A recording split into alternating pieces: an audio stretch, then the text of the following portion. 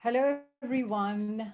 My name is Anjali Arundekar, and I am a professor of feminist studies here at UCSC. I'm delighted to welcome you all to the inaugural lecture of our Towards Justice series of our newly established Center for South Asian Studies here at UC Santa Cruz. Our center, unlike most other centers of South Asia, is focused explicitly on questions of justice, defined capaciously and complexly across regions and spatialities in South Asia. Now, before I tell you a little bit more about our wonderful speaker, Professor Usha Iyer, whose book will have its world premiere here on our virtual stage, I want to tell you a little bit more about our center. And instead of saying something more about it, what I'd like to do is read a poem that went viral during the protests against the Citizens Amendment Act in New Delhi and Mumbai last year and in early 2020. It's an old tradition in the communities that I come from, where we always begin any engagement with a poem. So I'll read the poem for you. The poem is written by a lyricist named Raj Shekhar, and it was written originally in the Hindustani. I'll read the Hindustani version for you, and the translation by Paramita Vora. In many ways, I wanted to begin with this poem because it embodies the intellectual, creative, and political energies of our center, as well as of Usha's work, which we're going to hear. So the poem is called Prem, Barish और इनकलाब. पता है मुझे कविता से कम मेरी कविता से न निजाम बदलता है न प्रेमिका मानती है और ना ही बादल आते हैं. बहेलिया नहीं बदलता अपना मन, कुलाड़े लिए हाथ नहीं रुकते. कोई इनकलाब कहाँ आ पाता है कविताओं से. फिर भी खुद को जिंदा रखने के लिए, जिंदा दिखने के लिए लिखता हूँ कुछ कि क्या पता अगर जिंदा रह गया तो प्रेम, बारिश और इनकलाब आ जाएं किसी दिन. The English translation by Paramita Vora. Love, Rain, Revolution. I know that poetry, well, my poetry anyway, won't unseat the tyrant, persuade the beloved, nor turn the clouds to rain. The hunter will not alter his intent, nor the woodcutter stay the axe. Whoever imagines poetry creates revolutions. And yet, to keep myself alive, or well, to seem alive, I keep writing something, because who knows? If I stay alive, love, rain, and revolution may one sudden day arrive. And it is in that spirit of revolution and change and justice that I am delighted to introduce our speaker for today, Professor Usha Iyer. Usha and I have been sisters and comrades for many, many years. So it gives me great pleasure to not only announce the publication of our wonderful book, Dancing Women, Choreographing Corporeal Histories of Hindi Cinema, which is just out by OUP. So use all the money that you didn't spend on alcohol and go buy the book immediately. I think there are some discounts being offered as well. There is so much to say about Usha's work. I have learned enormously from it as someone who doesn't work in film studies, but engages some of the same questions Usha is interested in. Her book engages questions of sexuality, spectacle, labor, caste, and so much more in Hindi cinema. And she's also written on these questions in multiple fora. My favorite essay, the one that I teach quite often, and for those of you who know me will know why it's my favorite essay, it's called Stardom Ke Piche Kya Hai? And it was published in Camera Obscura, and I teach it all the time, both at my undergraduate and graduate level. So there's a lot more to say, but I want to turn the stage over to Usha. And before I do so, I want to just give a shout out to my wonderful graduate fellow, Keshav Batish, who has been manning the ship for us, and my comrades in South Asia at UCSC, Dodd Newman, Megan Moody, Madhavi Murthy, Junaid Sheikh, Bali Sahota, Nidhi Mahajan, Mayanti Fernando, Nirvikar Singh, and many, many more who are both in the audience and listening in one way or the other.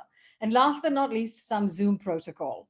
We have muted you and we will unmute you during the Q&A. If you'd like to ask a question, please message me in chat and tell me you want to ask a question and I'll call on you. And if you could put all your video browsers on speaker view right now and show yourself if you want during Q&A so that Usha can engage with you face to face. This is a pandemic, but the silver lining is that we get to be with each other across borders and temporalities. So Usha, take it away. Thank you. Can you hear me? Yes. Okay, great. Thank you so much, Anjali Arondekar, for that characteristically warm and generous welcome. Now to try and live up to even half that hype. And thank you also to Keshav Batish for organizing so smoothly the behind the scenes details of this event. I'm just going to try and swap to speaker view myself. It's a particular honor to be presenting at the first UC Santa Cruz Center for South Asian Studies event. Congratulations on the inauguration of the center, and I look forward to many collaborations in the future. It's really amazing to have multiple centers in the Bay Area. And Santa Cruz is among my favorite places. I fantasize about moving there someday, and I have many dear friends there, many of them mentioned by Anjali just now. And a big thanks to all of you attending from around the world, from all over. Your presence here is the silver lining on this whole pandemic situation and on every other awful thing that's happening right now. I'm going to share screen. There will be many images and clips. And so let me get that started. I hope you can see that. Anjali, can you tell me if you can see the screen? Just so we start off. Yes, we're perfectly fine. Good to go. Okay, wonderful. Okay, so moving to the book and today's talk, I'll begin with laying out some of the broad outlines of the book and then move to sections from a chapter that looks closely at the 1950s and the 1960s. Dancing Women, Choreographing Corporeal Histories of Hindi Cinema is a study of the material and cultural production of film dance in relation to the construction of cinematic narratives, performing bodies, and spectator citizens. The book specifically undertakes an examination of film dance and female performance in popular Hindi cinema from the 1930s to the 1990s. And I've just given you a glimpse of the table of contents there, so you have a sense of the structure of the book. So it looks at female performance and dance from the 1930s to the 1990s to explore how the dynamic figurations of the body wrought by cinematic dance forms produce unique constructions of gender, sexuality, stardom, and spectacle. And the question I get asked sometimes is why women? Quite simply because they were the primary performers of dance in Hindi cinema until the late 1990s. And a focus, in fact, on the routine picturization of solo dance numbers with female performers reveals how gender plays a central role in the discourses of censorship and spectacle that animate film dance, and that the book engages with quite centrally. The dancer actress, who is someone I meditate on throughout the book, the figure of the dancer actress, is employed here as an analytical category, acting as a nexus for relations between industry, narrative, and spectatorship, but also as a material artifact composed of limbs, flesh, bone, and skin. The neuromusculature of the dancing body draws our gaze to both anatomical surface and ideological depth, or indeed the reverse, and this is what I'm interested in, to the depth of the performing body beneath its ideological inscriptions, as, for instance, chaste, salacious, traditional, modern, heroine, vamp, etc. And you see a range of those kinds of figurations on your screen right now. By charting discursive shifts through figurations of dancing women, their publicly performed movements, their private training, and the cinematic and extra-diegetic narratives woven around their dancing bodies, the book considers the quote-unquote women's question via female mobility, afforded both by the physical movement of dance and the social movement that dancing engenders for many of these women. A material history of the labor of producing on-screen dance demonstrates how dancing women of various caste, race, religious, and class configurations co-choreograph the landscape of Bombay cinema.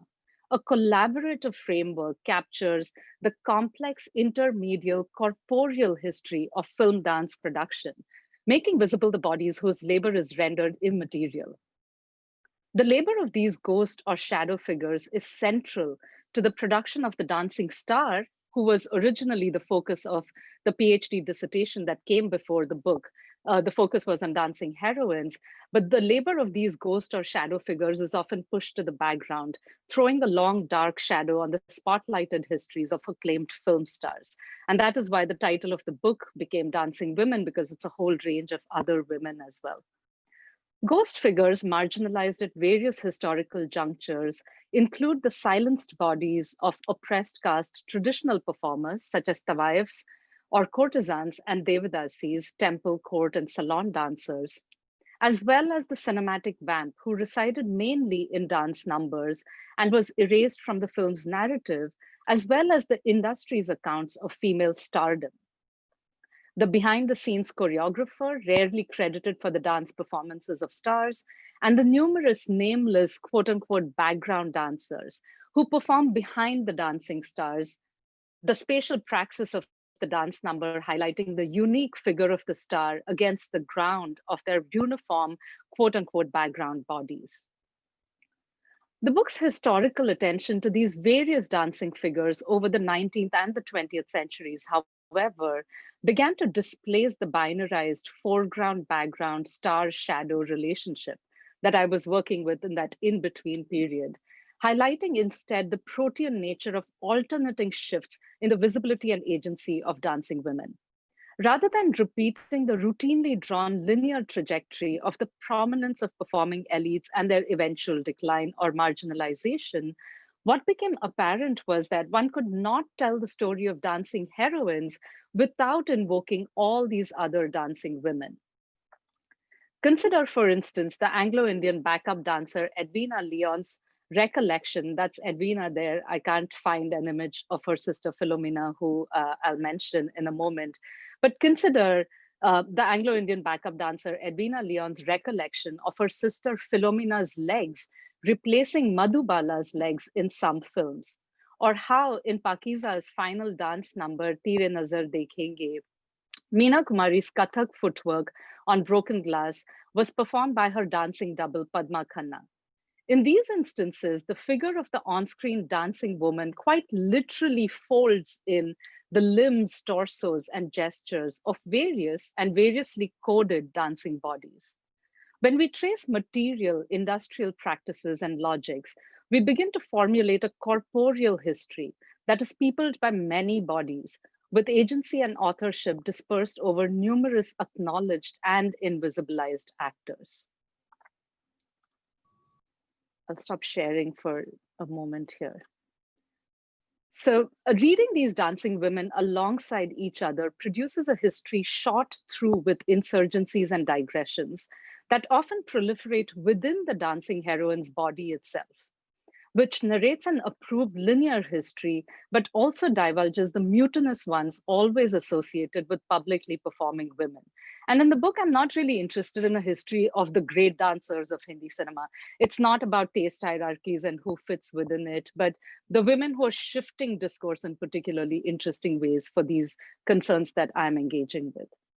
Rather than posit a straightforward subversion or resistance hypothesis in relation to dancing women in 20th century India, the book explores how power shifts and circulates among multiple agents at different moments. Between Devadasi and Brahmin reformer, Tawayif and film director, dancer, actress, and choreographer, heroine, and vamp. In their movement through changing registers of performance, dancing women produce a shifting terrain of agency, subjection, visibility, and erasure. Mirroring the mobility of dancing women, their history also resists stability. traversing multiple intertwined enunciations of gendered modes of being and moving. And I'll shift now to the focus of today's talk and go back to sharing screen.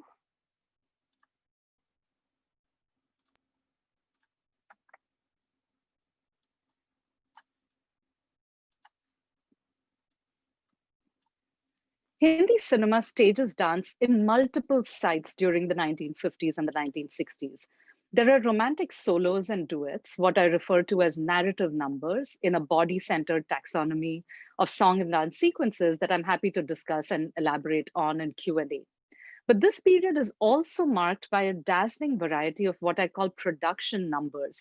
So narrative numbers are the more internally focused expressions of romance, etc. Production numbers are these solo female performing numbers that I'm interested in and engaging with in the book. And these production numbers emphasize spectacular performance over realist characterization, where singing and dancing are not limited to an external manifestation of internal feelings centered around heterosexual conjugality.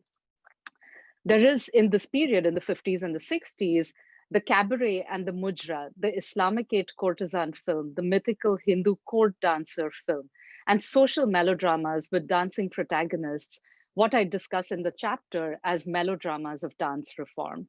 I won't be talking about it in today's talk, but happy to chat about it later. Indeed, films of this period pulsate with the question of what to do with dancing women, both fictional characters and the real life actors who perform them. We witness a variety of negotiations around the figure of the dancing woman, who is a source of both danger and pleasure, revulsion and fascination. And we've gone too long without a film clip in a film studies talk, so I will move to one in a moment. Let me just set it up for you. This is a short clip from a production number. It's from the 1962 film Dr. Vidya, which is little known today, except for this scintillating dance-off between two of Hindi cinema's most celebrated dancers, Helen and Vaijayantimala. While the narrative leading up to this production number elaborates Hindi cinema's customary staging of the modernity tradition conflict, enshrined in this case in the bodies of the Franco-Burmese Helen and the Tamil Brahmin Vaijayantimala, once the women begin dancing, they emerge as collaborators and co-choreographers of this spectacle of movement. Helen gets on stage first, swinging and gyrating, and sings "Ay Hai Dilruba," "Oh My Sweetheart," addressing her competitor who shortly joins her on stage. Apologies for the image quality. There are no subtitles, but there's more dancing than singing here, so just enjoy. Okay. So in the clip, both performers get long instrumental sections to showcase their dance moves. As they leap in the air, sprawl on the floor, twist and swivel into 360-degree spins, mobilizing all the space on the floor beneath and in the air around them with their agile limbs and twirling torsos. A panoply of scenic choreographic devices is marshaled, including low-angle shots to capture the dancing duo together, high-angle shots to catch their floor moves, canted angles as we reach the virtuosic climax, extensive play with stage lighting, and frequent cuts to an appreciative audience, all serving to portray Helen and Vaijayantimala's electrifying mobility as they annex space and delineate their performative terrain. While this double framing could, on the surface, be read as reproducing the binary of female figurations in popular Hindi cinema along the raunchy vamp demure heroine divide, which is typically how it has been discussed, the delight that the two women take in each other's skills and the equal distribution of screen space and time underscore their shared influence on the choreography of this production number. Seen through a gaze that foregrounds female labor, skill, and virtuosity, the dance-off becomes a celebration of dancing women's mobility, rather than singularly located in conflict and difference, as it has been discussed. In her autobiography, Bonding, a Memoir, Vaijayantimala expresses her respect for Helen multiple times. I quote from one of these instances. How she performed for the camera was commendable. I'm saying that as a dancer since I have worked and danced with her. We worked in a few films and bonded very well. She's one person with whom I really got along in the industry, end quote. On a TV show, Helen in turn gushes about her dance partner. Quote, "My favorite dancing actress is Vaijayanti. I'm lucky to have done 3 to 4 films with her," end quote. The dance off, and I have an image here from another film, Prince from 1969, which has an amazing dance off that I opened the book with. The dance off operates as a primary site for the bonding of dancing women, to use Vaijayantimala's title, as their intensely trained bodies join in an exaltation of their singular capacities for movement, without erasing the unequal financial and representational hierarchies into which each performer was slotted along axes of caste, race, and class privilege, and to which I do pay close attention in the book. What is common to Helen and Vaijayantimala is that their primary identification as dancers required the Hindi film narrative as well as the Bombay film industry to make space for their dancing bodies. These were typically coded antipodally, Helen as Western and modern, Vaijayantimala as Indian and traditional, but watching them dance together activates an alternate vision of Bombay cinema's logics and economies of production, one considerably driven by moving, dancing women. Their dancing bodies evince continuities in production economies across the vamp and heroine figurations. For instance, in costume design, a central aspect of the production of the film Dancer. For instance, two of costume designer Bhanu Ataya's most notable designs of this period are her flamenco-inspired outfit for Helen in the 1966 production number O Hasina Zulfon Wali, and her definitive Amrapali costume for Vaijayantimala's production number Neel Gagan Ki Chhaav Mein that same year. Indeed, when we read the dance number as the product of what I refer to as the choreo-musicking body in another chapter in the book, our attention is focused not only on the on-screen performer's gestural repertoire, but also on off-screen music production, cinematography, editing, costume design, makeup, and other industrial practices. The choreo-musicking body behind Aay Hai Dilruba is animated by some of these figures, and I'm just going to talk about them. Mohan Sehgal, the film's producer, studied dance at Uday Shankar's India Cultural Center and worked at Prithvi Raj Kapoor's Prithvi Theatres as actor and choreographer. The film featured an unusual costume designer, Yadugiri Devi, who was Vaijayantimala's grandmother, who always accompanied her granddaughter on film sets and also began to participate in the industry. Mother to Vasundhara Devi, who performed scintillating Carmen Miranda-inspired dances in the 1943 Tamil film Mangama Shabdam, Yadugiri Devi was a key figure in constructing Vaijayantimala's star text as an indisputably respectable, dominant caste Bharatnatyam dancer and actress, assiduously expunging any gossip about Vaijayantimala's courtesan lineage and foregrounding her training under famed Nattuvanars or Bharatnatyam gurus instead.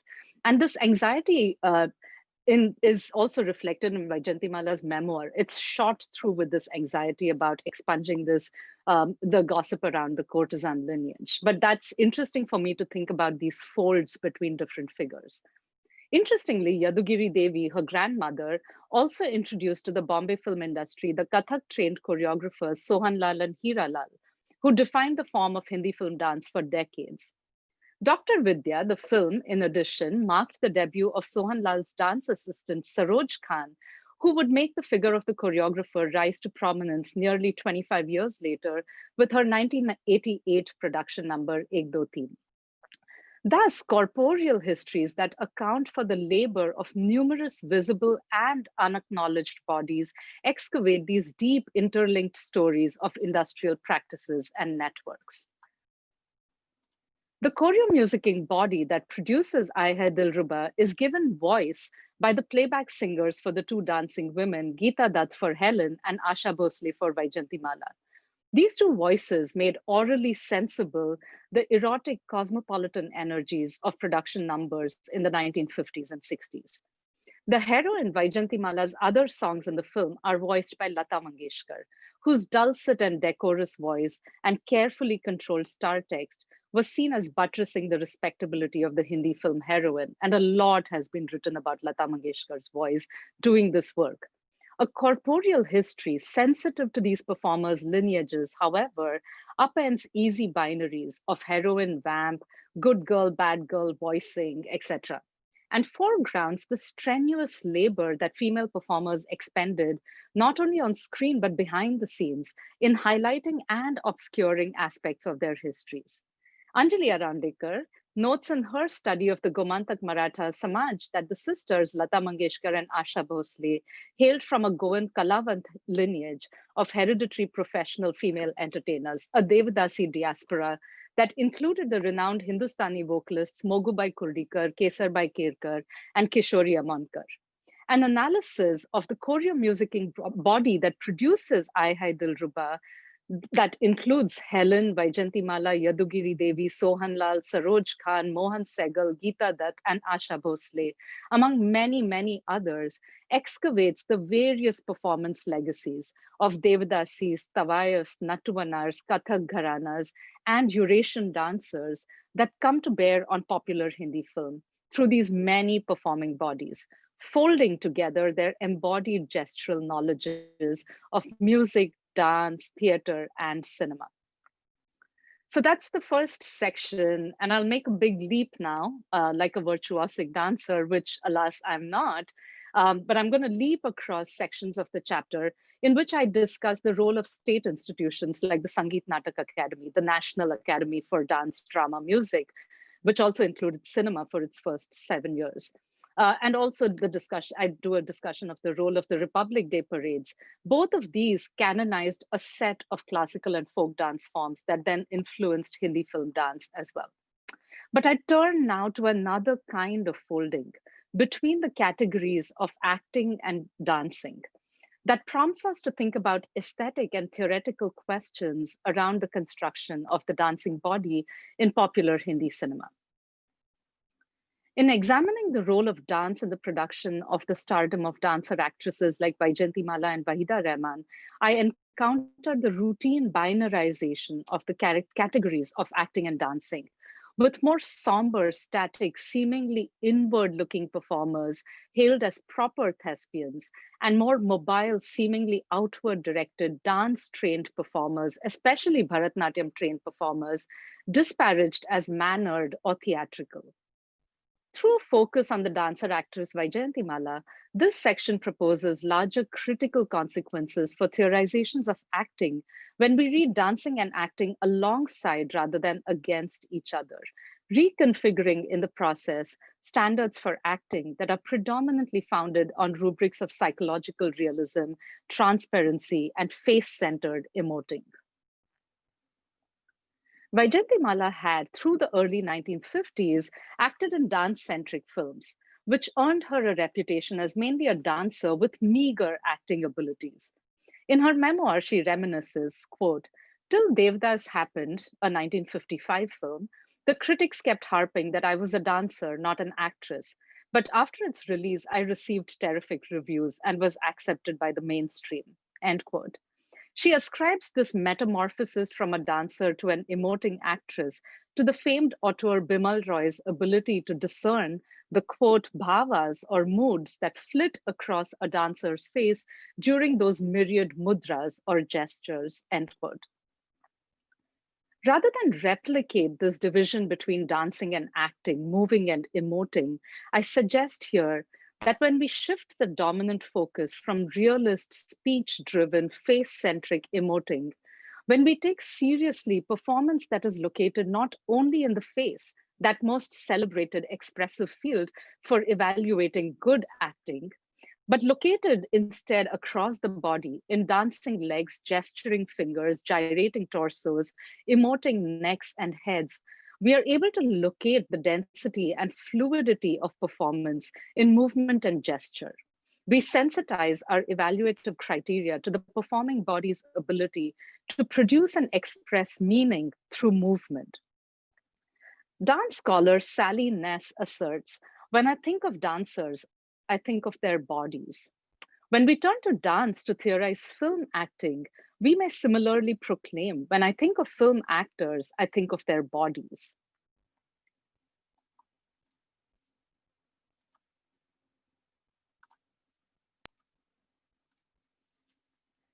In the final minutes of Katputli or Puppet, a 1957 Hindi film about an impoverished girl groomed into a successful theater actress, Pushpa, the female protagonist takes to the stage, heartbroken because her insecure husband has taken away her infant daughter and accused her of being in a relationship with her director mentor. Those are the figures, the husband, the director, mentor. When Vaijayantimala stars as Pushpa, it is no surprise that the film's climax is articulated through an elaborate production number. The dancer actress Vaijayantimala expertly shifts from a melodramatic realist register of performance, tears and speech. You see her here, she stands in front of the stage. Initially, she's weeping and speaking to the audience, but it then switches to a non-realist epic dimension wrought through dance. I'll play a clip from this final concluding number of Kathputli.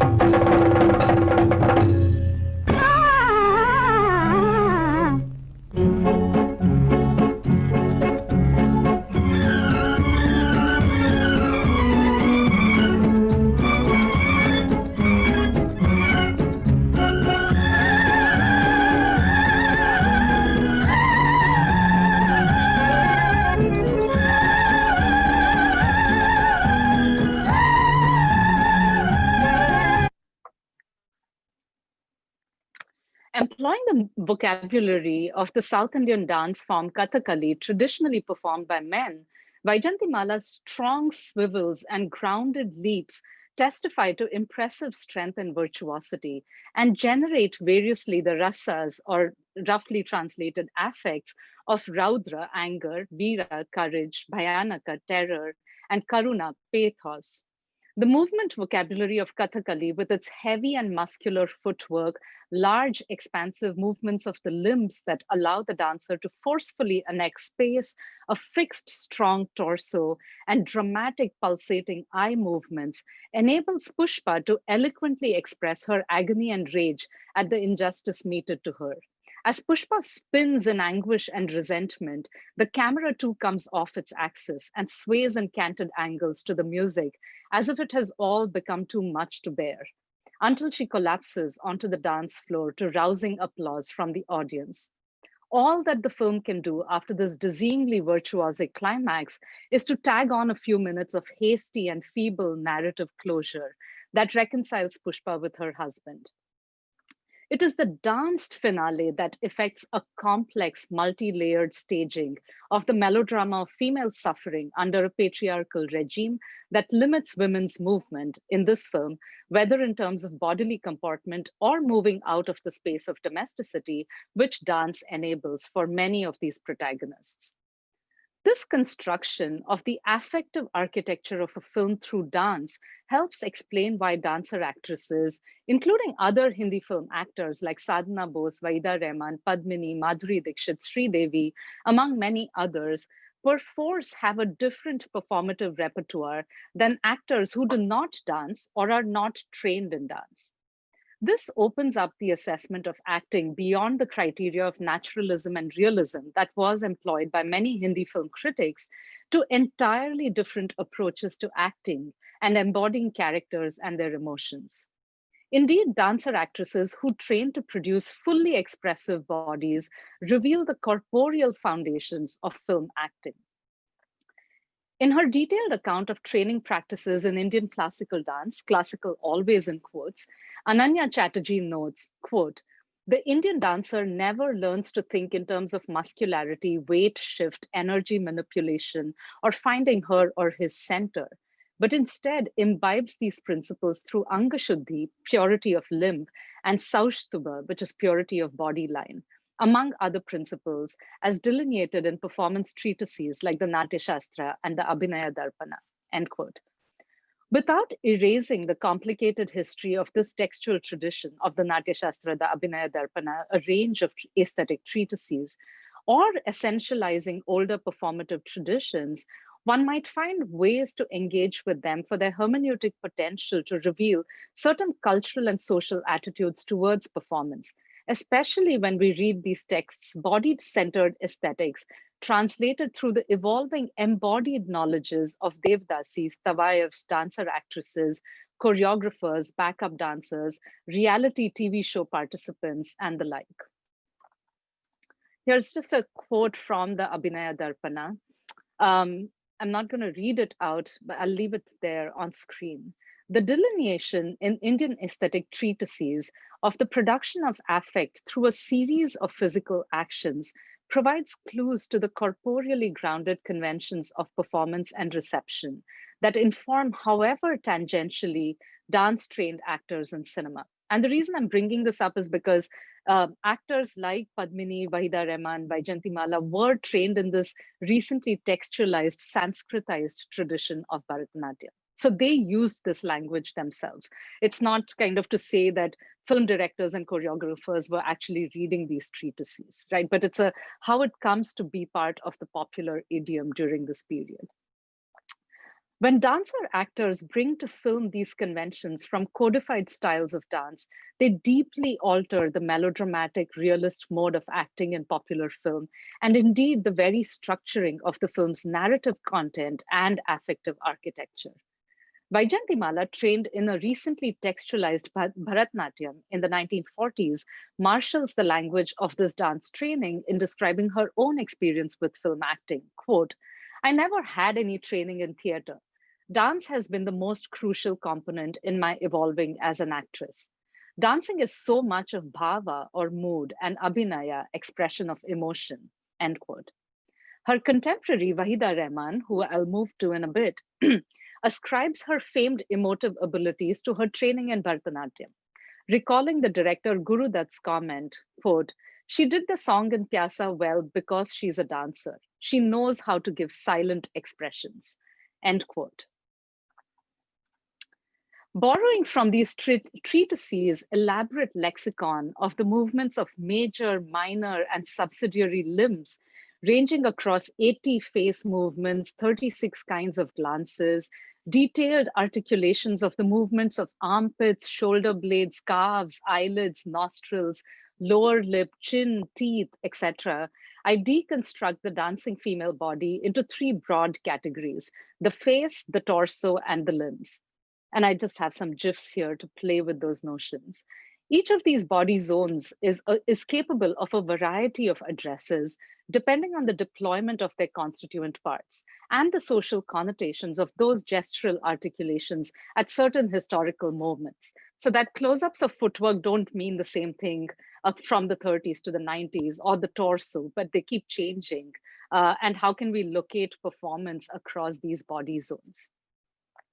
Additionally, the gestural systems of many Indian dance forms enable the dancer to assume different roles so that a whole range of experiences may be expressed through gestures. Describing the renowned Odissi dancer, I'll move from here.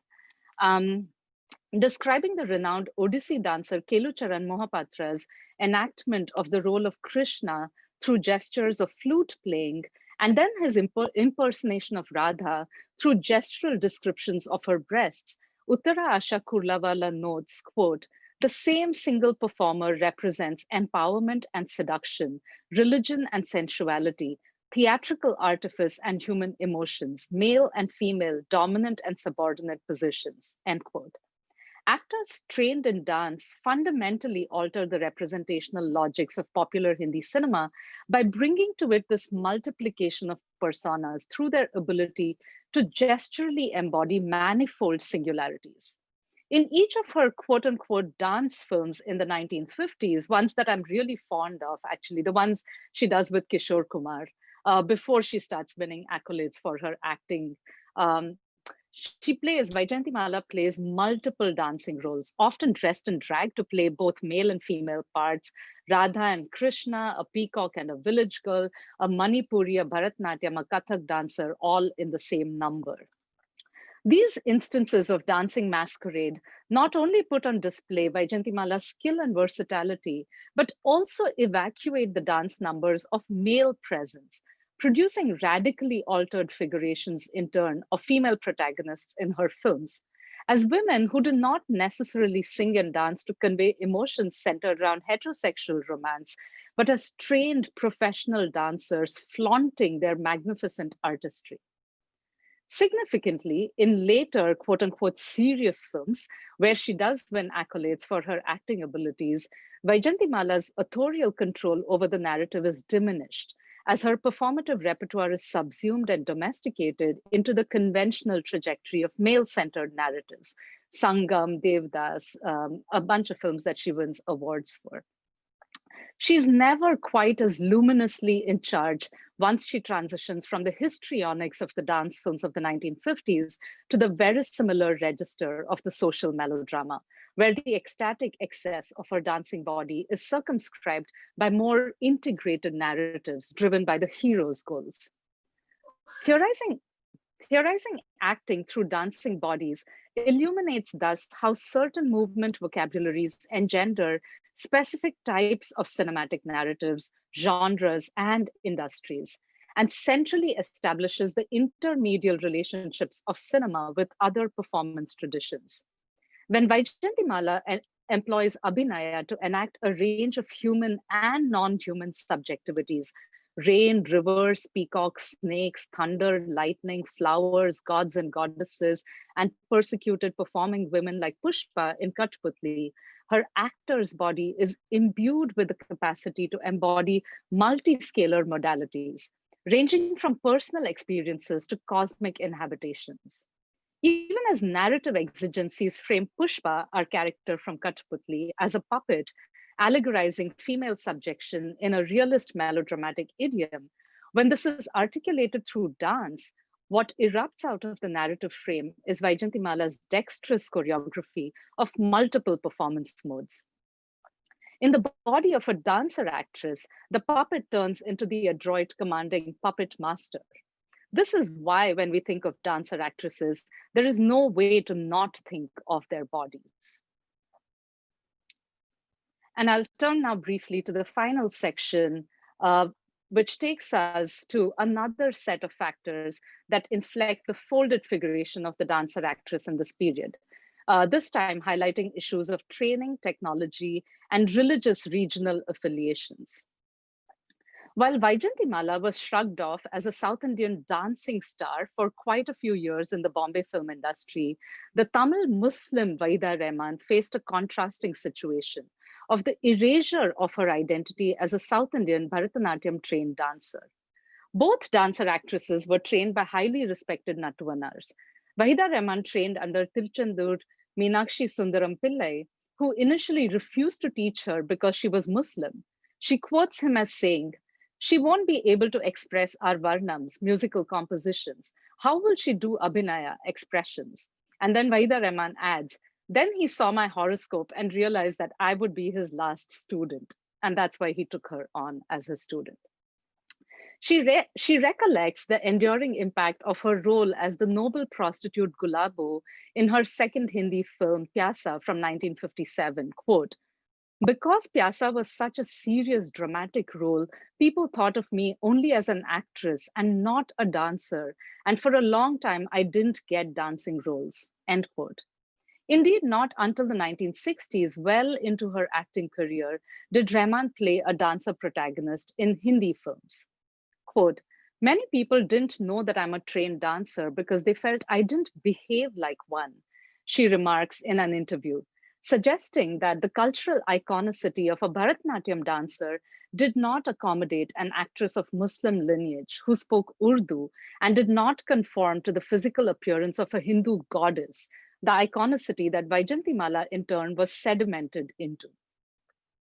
The corporeal and expressive requirements articulated by a newly Sanskritized Bharatanatyam and a Bombay film industry newly encountering South Indian actresses trained in this dance form generated these contestations and figurations of Vaijayantimala as an accomplished dancer who needed to prove her acting abilities, and Vahida Rehman as a quote-unquote natural actress who did not fit the mold of a Bharatanatyam dancer. However, if we read Vahida Rehman's stardom through her production numbers, rather than her justly celebrated acting, we produce a very different diagram of her performing body and her body of performance, as it were. In her debut at the age of 17 in the Telugu film Rojolu Marayi, I don't know if I'm pronouncing that right, she features only as a dancer in the hit song Yeruvaka Sagaro that I'm going to play now. These are very short clips that we'll run through quickly.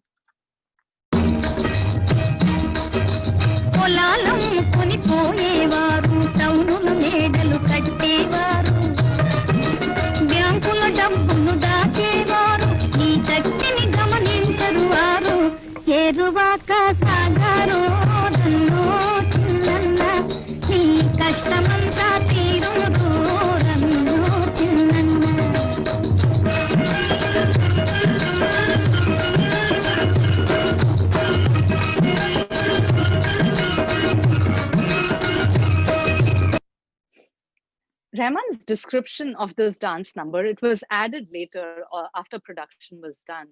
Her description of this dance number's reception bespeaks her early figuration as a dancing attraction. Quote, in those days, audiences were known to throw coins at the screen to show their appreciation.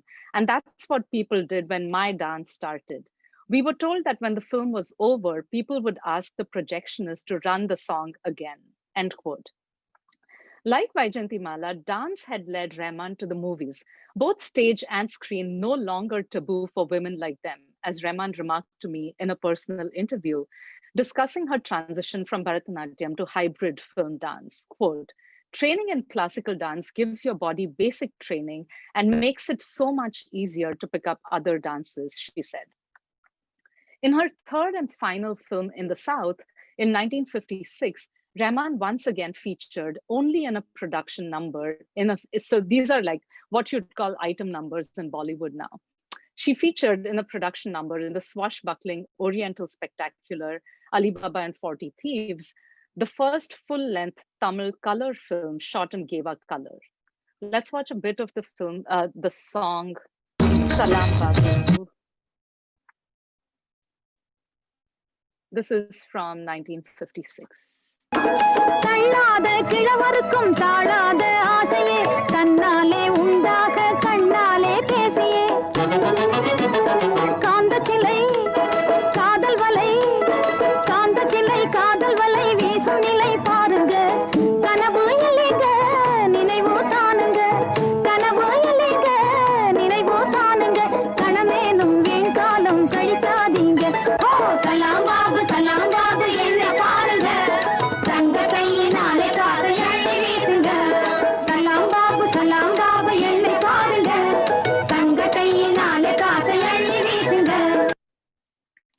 These Oriental spectaculars served to showcase new technologies, including color stock, special effects, editing tricks, as well as the attraction of the Oriental dancing girl. I trace it back to the 1920s, 30s, the bazaar cinema, Sadhna Bose, Azuri in the 30s and 40s, Sitara, etc. Vaijayantimala's dance numbers were also a key location for filmmakers to show off expensive film stock in the 1950s, including Geva color song and dance sequences in Nagin and Technicolor dance numbers in Asha. The rest of the film was in black and white, only the song and dance numbers were in color stock.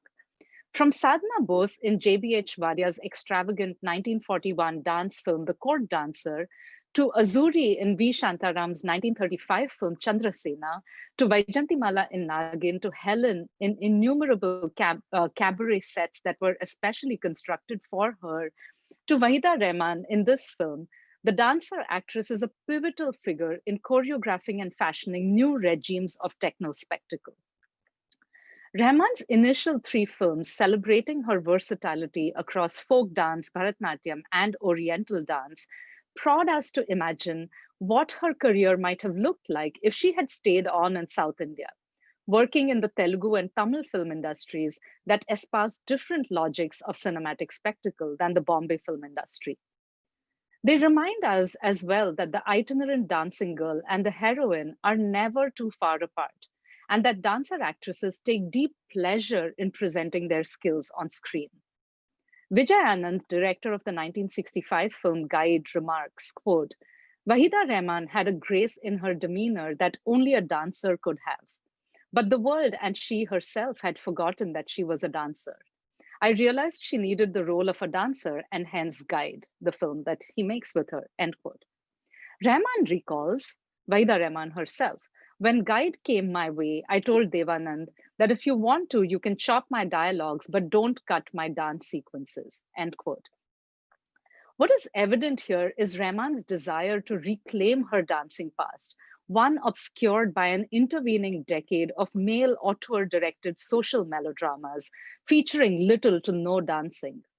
What had been erased was the training of her body and her South Indian ancestry as she was molded into a leading Hindi Urdu actress. Her profound yearning to dance in Guide is mirrored in her character Rosie, pining to return to a life of dance. So I think as well about characters and the actors playing them and the folding of those bodies and desires and pleasures. In the film Guide, Rosie's mother, a Devdasi, keeps her away from a professional career in dance. On a trip with her husband, Rosie beseeches the tour guide Raju to take her to a snake charmer's colony where Nag Nritya or snake dance is performed. And I'll play this final clip now.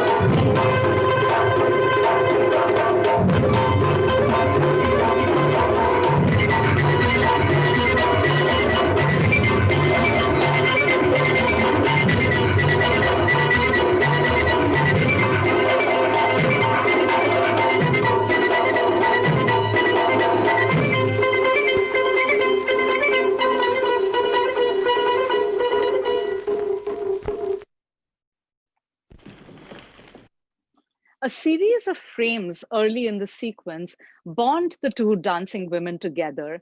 And like in our opening example of Ai Hai Dilruba, here as well, the two women have eyes only for each other.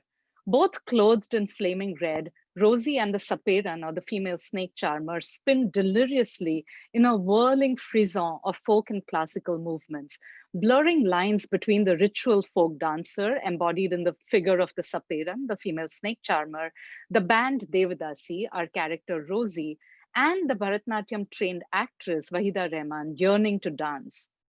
This sequence with another dancing woman is Rosie's most eloquent moment of self-expression in the entire film, exulting in her freedom to move unencumbered by sung lyrics charged with furthering the heterosexual romantic arc of the film's narrative.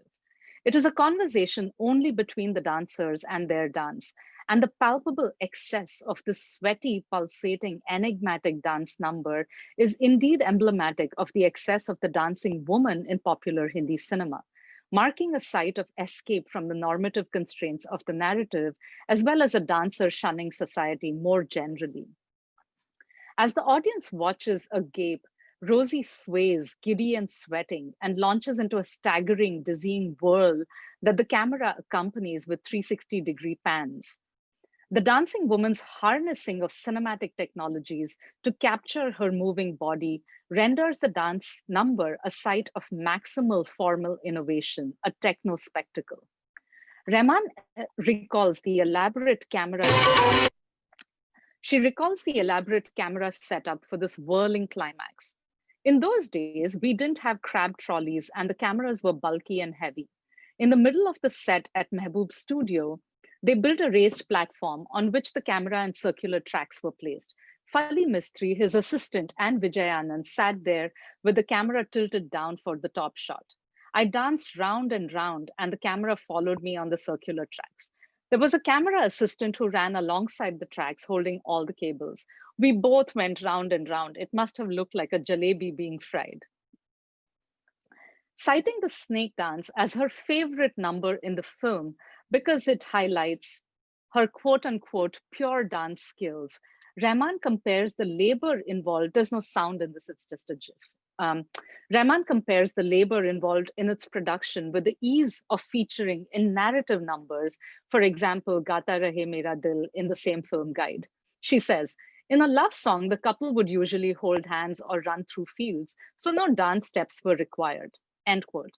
On the other hand, the sweating and heavy breathing in the snake dance are revelatory of the labor expended by Rahman and the choreo musicking body that produces this dance number. She recalls the strenuous rehearsals she went through. Quote, Hira Lal, the choreographer, broke my bones. We rehearsed in a sound studio in Dadar between 5 and 8 in the morning. Then I'd come home, have a bath, and go to another studio to shoot some dialogue scenes. Straight from there, I went back to the dance rehearsal, and we'd work till 10 or 11 in the night. My God, it killed me. I couldn't walk for days because all my muscles were aching so much. End quote. Rahman's dancing partner, Sheila, was assistant choreographer to Hira Lal. Vijay Anand remarks that she was so supple and graceful that he told Rahman to watch her for inspiration.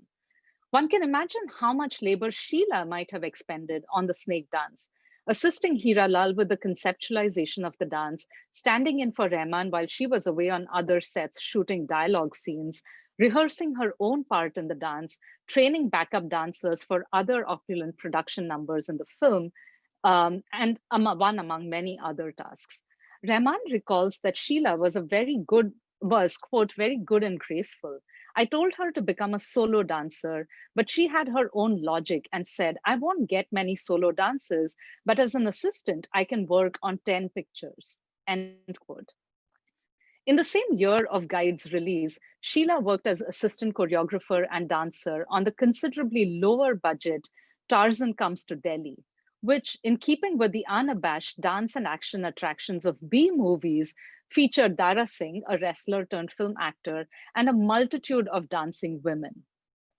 The careers of cine workers like Sheila makes apparent the many histories yet to be written about the dancing woman in Hindi cinema across genres and production economies, not to mention the many off-screen bodies laboring to stage dance spectacle. In conclusion then, in considering the gestural histories of Helen, Vaijantimala, and Vaida Rahman, we are alerted to how central dance is in their negotiations of various identifications around caste, race, region, and religion.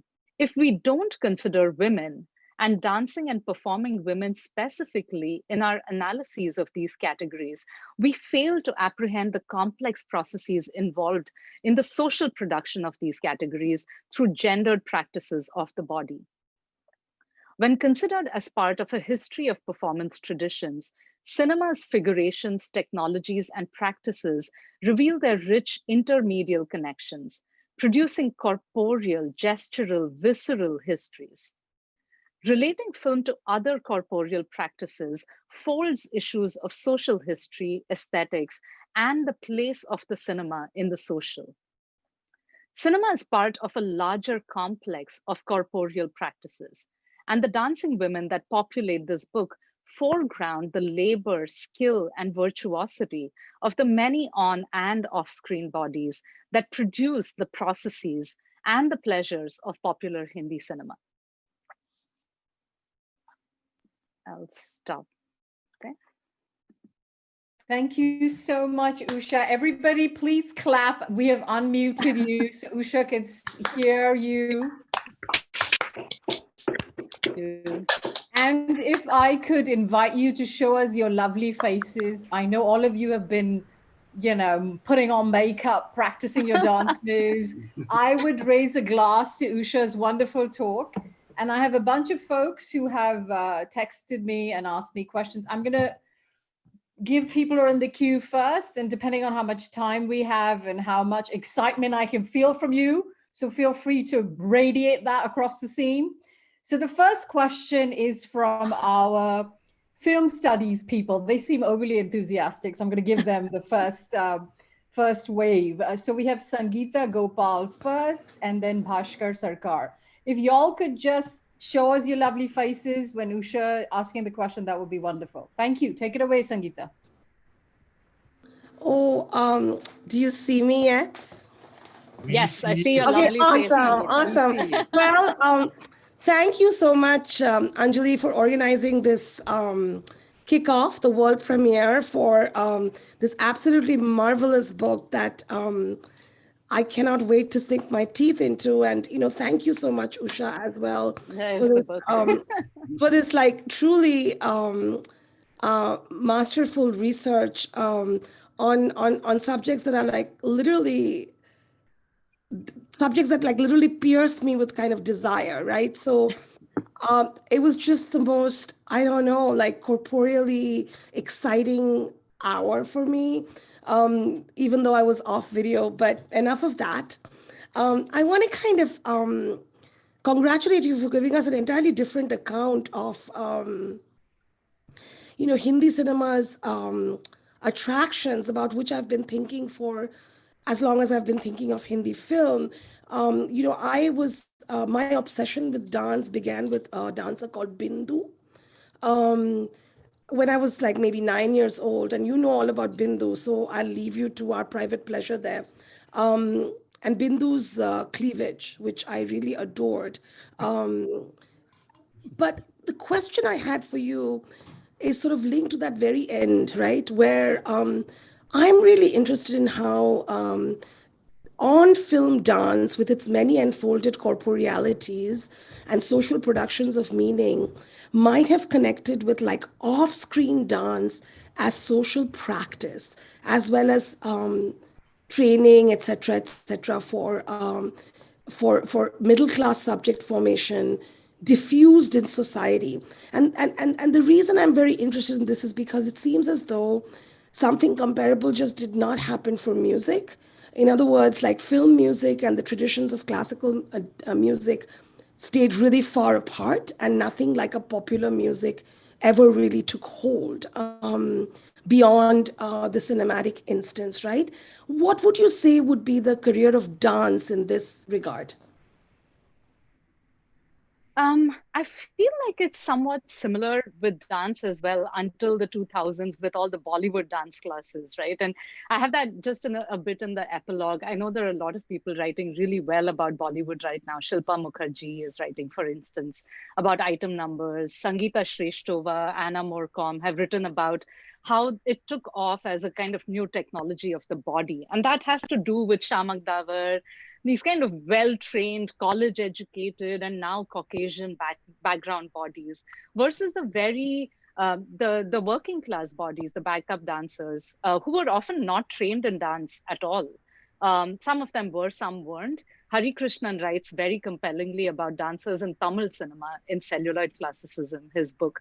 I left out a lot of the citations because that just weighs down a talk like this, but it's all there in the book.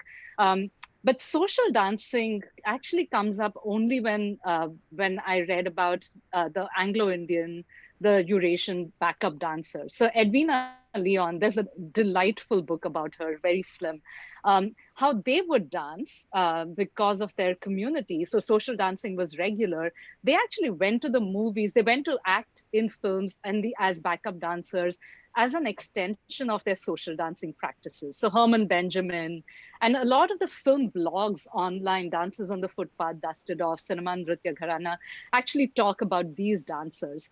So they would sit around smoking pot, apparently on the film set in Raj Kapoor's studio. And Raj Kapoor would come and tell them, I want you to dance, to do the swing, or tell me what's the latest dance in Europe or in the US. So these bodies, these Anglo-Indian bodies came to stand in for that. And so there is a kind of overlap between social dancing and what's happening in the films. The other place is, of course, the gentrification of dance and the coming in of middle class, upper caste women into the Kalakshetra school, into Rabindra Nritya in Bengal. And so I trace that with Sadhna Bose and others. And that is a kind of training in classical dance or in semi-classical, but the semi-classical actually gets articulated only in films. It is through Hiralal, Sohanlal that even the category of semi-classical comes to be enshrined. Vaijantimala is interesting there as well. I never thought I'd write and think about her so much. I don't like her much. I feel the need to clarify, but her dancing is spectacular. And she takes constant care to kind of separate the dancing that she does in the movies, even if it's Bharatnatyam, from her stage Bharatnatyam, because that is being done for the Madras elite, right? And that's being written about by a whole other set of people who judge her for also being a film actress. And Wahida Rehman drops her stage career early on, which is why she's also not read as a Bharatnatyam trained actress. And her gestures get rusty, quote unquote, right? So by the time she's dancing in Guide, anyone who knows Bharatnatyam knows that this is Hira Lal's Bharatnatyam and not the Bharatnatyam that she's learned from the Natuanars. So a whole range of practices are happening across. I feel like Bengal is the one place where this semi-classical dancing happens off screen as well. And in fact, there seems to be a lot of anxiety around not having a properly canonized classical dance, Kathak being the one that is practiced most often. But yeah, early on, I figured that I really cannot. I had a friend in grad school who was studying Hollywood and social dancing. And I really couldn't do that in the Indian sense because there weren't places that many of us, even in the 80s, would go to dance at regularly. All of that happened much later. Thank you, Usha. Thank That was great. was I'm great. sure there are Bengalis in the audience who would love to show you, but hold your horses. More questions. Bhaskar, you're next. So this Bengali is showing you nothing. Congrats. I think this is going to be one of those books that from now on, we'll always have to contend with because it's something pioneering in our field, really. And that's really exciting. I particularly liked, if I get you right, Usha, and I know that you said quite a bit already, but I wanted to hear a bit more. I particularly like this move I think you're making from, sort of shifting away from a discourse of visibility and invisibility. That's there very much. But it seems to me like you started with and came back to this sort of a sense of a collaborative presence, a co-becoming, if you will, right?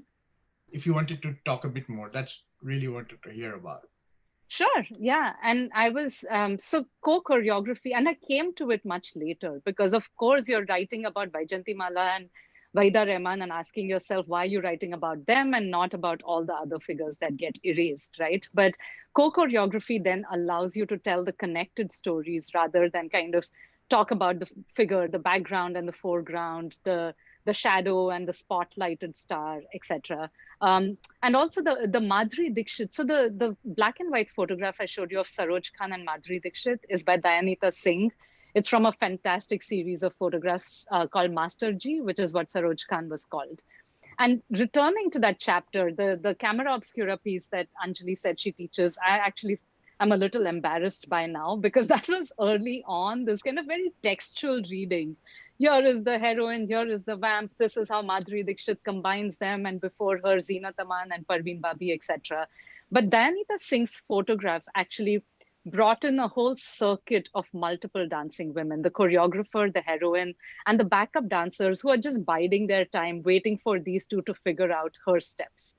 And so the kind of collaborative network becomes interesting there. And then I think about, in that chapter, the temporality of rehearsal, how the long durée of rehearsal and training, so training that happens for many years before you even come into the film industry in whatever dance form you're training in, very different from acting, which, you're the kid of a star and you come and learn to act on set.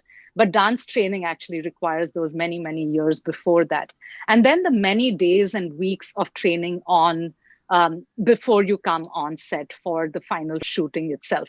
So it produces these kind of both spatial and temporal disjunctures, a kind of a heterogeneous time versus the kind of how time has been discussed, screen time has been discussed. So we talk about song and dance spectacles on screen as interruptions, right? The narrative is the thing that's holding them together, and these 5 to 6 minute formulaic interruptions appear. But instead, if we go back to the rehearsal and production of these numbers, we realize that these other figures are absolutely central, and that the star on screen actually becomes a doppelganger, a mimic, somebody who's mimicking that choreographer who's off screen. That's why Sheila is actually a much better dancer. Saroj Khan is a much better dancer than Madhuri Dixit.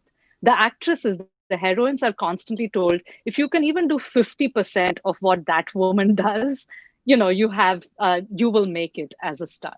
So the collaborative kind of format allows me to work with that. And that's why it also produces this sense of a corporeal history, that these other bodies are important. And it's very important, obviously, to think about the inequalities. I don't know if I ramble too much, but that is sort of it also then allows me in the 30s and 40s to talk about Sadhna Bose and Azuri alongside each other, rather than just put down Sadhna Bose as a Bhadra Mahila. Right. So she also goes through really kind of troubling and difficult hoops that she has to go through. So in reading them together, something else happens. Thanks, Usha. In fact, Bhaskar's question was one that several people were wanting to ask as well, so who have now taken themselves off the list. So I think you actually hit a very important area.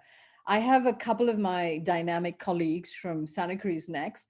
Madhavi Murthy and Seher Murthy Sheikh are also in line next. So Madhavi, take it away, and then Junaid.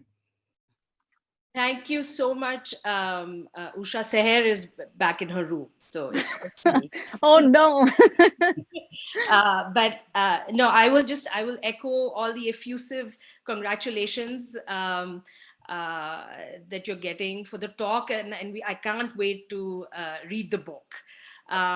So my question actually is continuing this this question about collaboration and co-becoming. And I'm going to preface it by saying I'm so glad that you mentioned that you actually don't like Vaijayanti Mala, because I don't like her at all. And so perhaps this question is coming from that space of dislike. But I'm wondering, so that's the caveat. But I'm wondering if there is a tension, and maybe it's a productive tension. I'm wondering if there's a tension in the three parts of the talk today. So with the first, at the first and kind of the end with Wahida Rahman and the first part with Helen and Vaijayanti Mala, and then the last part, Wahida Rahman and the assistant Sheila, yes. So which highlight so beautifully, really, what I see is your core argument about this, this kind of binaristic thinking about folk and classical, vamp and heroine really doesn't help us understand the complexity, right, mm-hmm. of the social or of these films. But I'm wondering then about the middle section, the Vaijayantimala section, with where you foreground the training, the Abhinaya Darpan. I mean, is that does that? I know that you are. So there is a. Does that reinforce? That very binary, that these corporeal practices, that these dancers are actually troubling, right? Mm-hmm. That turn to the classical training, which these dancers must narrate in their self narration in order to sanitize and cleanse their histories, right? And present themselves as being a part of these Brahminical traditions. By centering those classical modes of aesthetics and Mm-hmm. that classical training, Mm-hmm. um, is there a tension there, right? In how then you are asking us to think about this co-becoming or this co-choreographing, right, and collaboration. Yeah, absolutely. I mean, that's why I'm always hesitant to bring those texts in. And there's long preambles before and after saying this is not, is there an Indian way of filmmaking? We're not saying, that people on sets know about rasa theory, or that I know enough about rasa theory at all. I'm only interested in how they mobilize that language, that Sanskritized language. So how they keep harping on their training, on the Natuanars. They often talk about how they train in the morning at 5 a.m. They wake up and she has a glass of milk. Her grandmother gives her. She trains with the Natuanar. Then she goes to the set. She she does the hybrid Hindi film dancing, and then she comes back and she continues to learn her Bharatanatyam. So it's more kind of how they mobilize that language. And it's not just Vaijayantimala or Vaida Rahman or Padmini who do that. It is Sheila, it is Saroj Khan. Saroj Khan is constantly talking about the use of mudras. She won the national award for her Bharatanatyam choreography in a film recently that I haven't watched. But she needs that even in 2006 or whatever to buttress her kind of claim as somebody who is classically trained. So these tensions remain with us. And there's no kind of invisibilizing them, instead to bring them into the conversation. And for me, I'm almost treating the treatises as, here is a way to think about how they are thinking about eyebrows and cheekbones. Are they thinking about them? Because there is a way in which Madhuri's jhatkas and matkas are put down as just this, ghati 1980s, 1990s kinds of moves. But if you take the Abhinaya Darpana and speak of Saroj Khan, Madhuri Dixit's Jhatka Matkas alongside each other, once again, it's a collaborative kind of thing. It's kind of decentering the classical dance lineage and its caste associations. And it is kind of according respect to the Jhatkas and Matkas as well. Right. So in bringing them together, one is doing, I hope, a different kind of work. And so those are the two things: the embodied kind of living through of these treatises, not the treatises themselves at all, so that Hira Lal and Sohan Lal will kind of claim their ability to tell certain kinds of stories through dance, because they will come and say, we learned this from these gharanas, and these gharanas were trained by these people. Very, very problematic, obviously. But there's a whole other set of concerns that's happening in Madras, in the Telugu and Tamil film industries, where Kuchipudi and Bharatanatyam gurus turn into film choreographers. Devesh Soneji, whose name I saw on the participant list, Hari Krishnan, Ramya Pucha, are all doing really exciting work over there. And so I'm not engaging with that because Bombay is, of course, much more mixed. But I do have an essay coming out in an edited volume on how Vaijayantimala brings Bharatanatyam to Bombay cinema and how Bombay cinema struggles to accommodate her body. Various directors, for the director for Nagin, Nandlal Jaswantlal, would keep calling her Idli, and the hero of the film, who's that guy? Pradeep Kumar, who is Bengali, he'd keep calling him Roshagulla. So there was a way of othering these non-Hindi speaking actors from other parts of the country, right? And these treatises are my way of inserting the discourses she's bringing from the South into the Bombay film industry, not at all treating them as kind of, forming the bedrock for my discourse, if that Thanks so makes much, sense. Usha. We have time. I have a lot of people in the list. So if I could just request that when you ask your question, if you could, do a trailer of the question rather than the full elongated 3-hour version, that would be much appreciated. So I can get everyone on schedule. All right, Junaid, you're next. Usha, thank you so much, Usha. You couldn't have done the work without all this love for song and dance, and it shows. Right? My question is about the moment. As I was the way I was reading your argument was that there's a moment in front of the camera where the histories of particular histories of caste, etc., social hierarchy, stratification, in front of the camera are suspended, right? Where all the bodies get folded, and there is a magical performance. But I was wondering about the power dynamics of the movement, and so this is a question. Of course, it's and you've said that you're not interested in the binaries between classical folk, all that. So I won't ask that question, which also has been asked. But that when this performance is happening, these dancers are doing an important work for the post-colonial Indian state too. They're creating a national culture, showcasing the diversity, classical folk, etc. So I want to hear something more about that work that they're doing. Yeah, and absolutely. I mean, I was expecting questions about the fold and the loose, and I'm using the fold a little bit from there, but I can't make full sense of the loose. I'm not going to Leibniz or the Baroque here. I'm using the fold actually to think about materiality, about the pleating of these bodies that are coded differently by caste and class and religion and race. So it's not at all to erase it and to say this is some ecstatic erasure of difference at all. The earlier chapters in the book, in fact, spend a lot of time thinking about folk dance and the background dancers in Hindi cinema and how they constitute the Volk, to use Krakauer's discussion of the mass ornament, right? So these are working class bodies, and they are kind of brought in to do these repetitive steps behind the kind of spectacularly choreographed steps of the main dancers who are often trained in classical dance.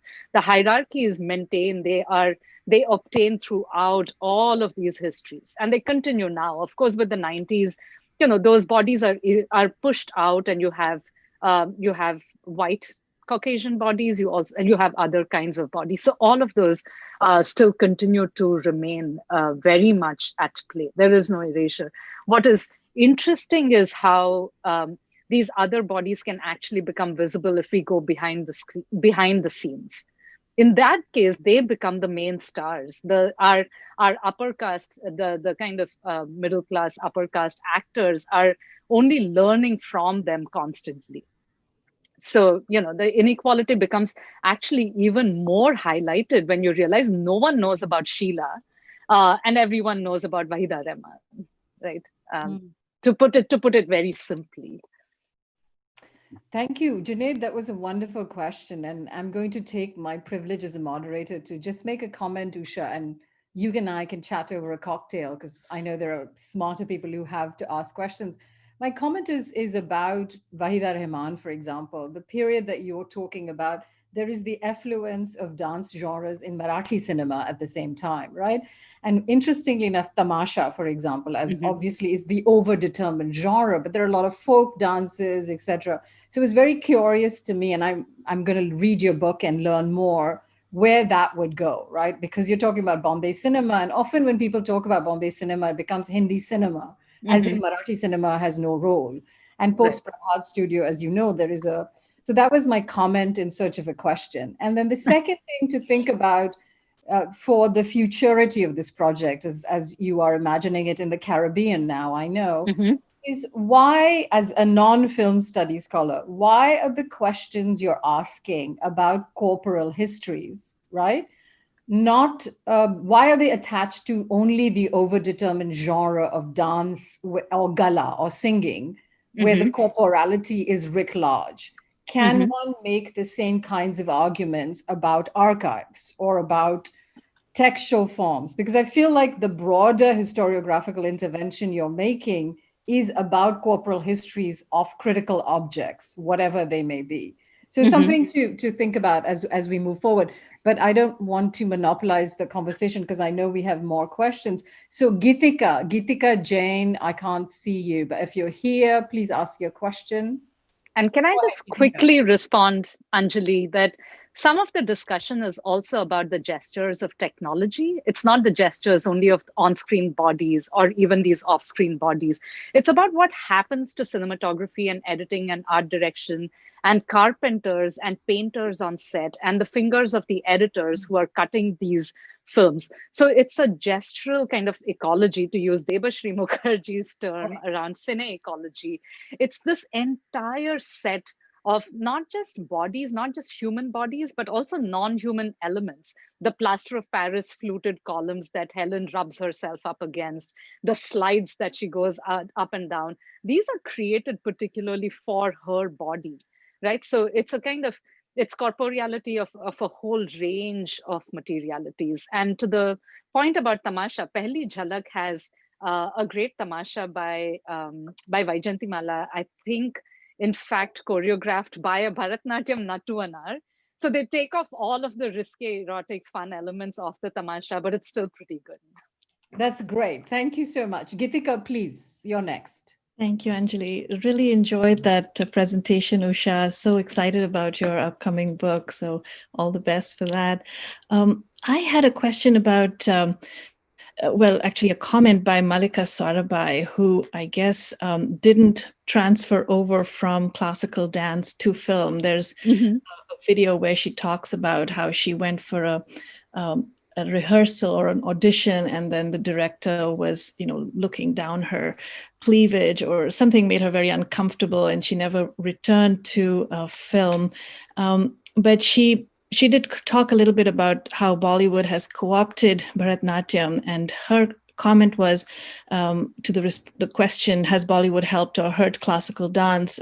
She said, it has hurt it tremendously. To me, Bollywood has made ugliness and tawdriness in body movement acceptable and loved. It has also ruined our folk and tribal dance styles. And coming from a non-Bollywood classical dancer, I think that's an interesting question, and I'd love for you to comment on it. I kind of deal with these critiques in the introduction itself to just put them aside and out of the way and get into the joy that many of us just legitimately experience with popular dance and popular dance across many film industries, right? There are so many hierarchies. The Hindi film industry thinks the dancing in Telugu and Tamil films is tawdry compared to theirs. And they in turn think that the dancing in Bhojpuri cinema is tawdry compared to theirs. So this is just a kind of endless hierarchy of tastes. And that starts, it starts early on in the 1920s itself. All of these self-important journalists, especially those writing in English, talking about how in Hindi film, all film dance actually in that moment takes away from our great traditions. They don't care about the great traditions actually until they start to be canonized. So the discussion of the Sangeet Natak Academy actually fixing these cultural forms is another, there's a lot of debate, especially in the seminar on cinema that the Sangeet Natak Academy holds. It holds one on music, dance, film, and theater. In the one on dance, there is a lot of argument between actors. Durga Khote says in that seminar, she says, actually, film dance is great. Because of film dance, a lot of people who watch the films go and dance. They go and learn dancing to respond to Sangeeta's question about social dancing and the impact and engagement of these two. And then the actress who acted in Jean Renoir's River, the Bengali woman, I can't remember her name, she takes the high ground and she says, the film dancing is just really awful. It's a mishmash, sort of what Malika Sarabhai is saying. And clearly, classical dancers are also trying to protect their terrain, because cinema is also this kind of, it takes over everything, right? It's also edging out the stage. So once again, it's not to create a good, bad kind of hierarchy at all between, popular film dance being better than classical stage film dance, but to actually argue for coexistence of all of these and to think of them as co-choreographing each other.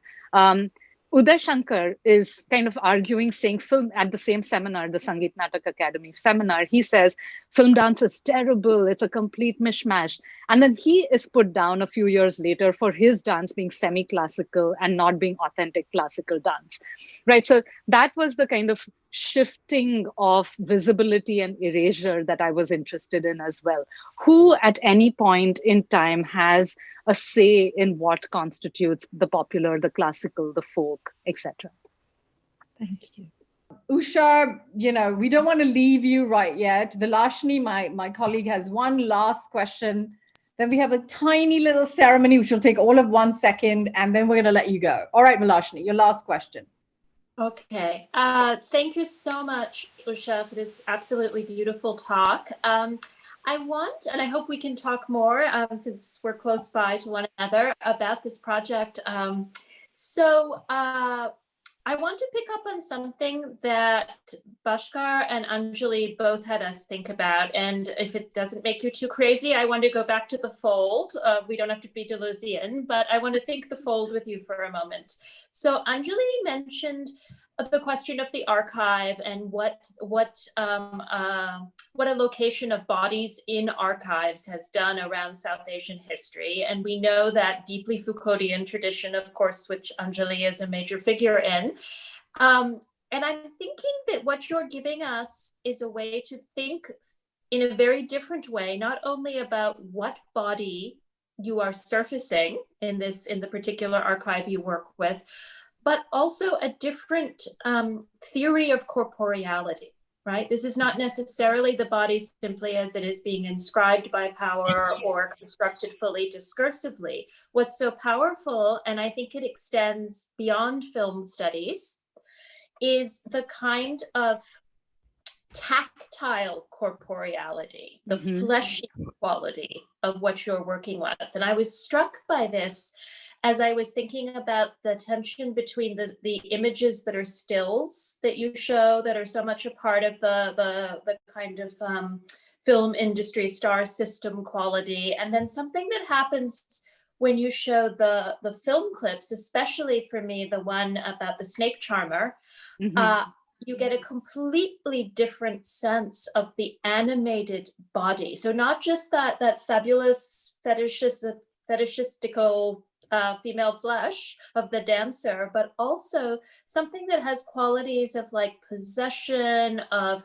what Deleuze would surely call a potential, a bursting out, an assemblage of something whose many connections and desires and mirrorings are creating an even different set of meanings beyond just the meaning of the dance. And I think that Bhaskar was also getting at this when he was interested in asking you, what are the assemblages in these films? What are the unforeseen connections that are happening, not just between foreground and background and principal dancer and background dancer, but between relationships that we are starting to get a sense of, which seem quite important against Junaid's question of what is the national signification of this moment. But what is, to be Deleuzian, there is an energy of the body that is bursting out in what you are talking about, that is more than captured in the fold. So I just wonder if you could talk about the animate,